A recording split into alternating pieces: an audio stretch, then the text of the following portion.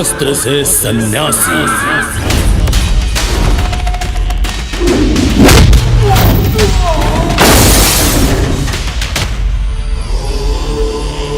शास्त्र से योद्धा। जय श्री राम।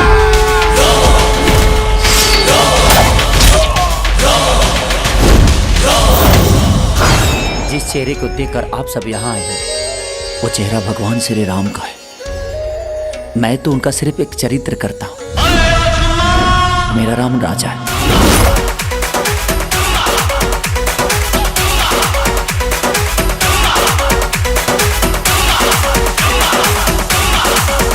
फाइनली ऐसा होता है कि हीरोइन का किडनैप हो जाता है। अति सुंदर। मेरा पति शेर है, शेर। और तुमने जगह भी उसी की चुनी है, जंगल। भगवान मानते हैं मेरे लोग मुझे। हमारे बच्चे के बचा लीजिए भगवान जी। अभी राम के इमेज से सर हम लोग शंकर के इमेज में आ रहे हैं। ये ना कोई हीरो है ना कोई सुपरस्टार। आप लोगों ने टीवी में देखा नहीं, ये सर्वेंट बन के आया है।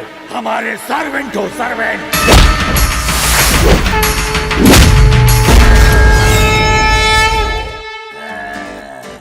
सरसों के तेल में लहसुन रख दिया, लाल होए तकले गरम करिया। अरे मालिश करे में मजा आई। कौना जगह हम रख के भेज दे।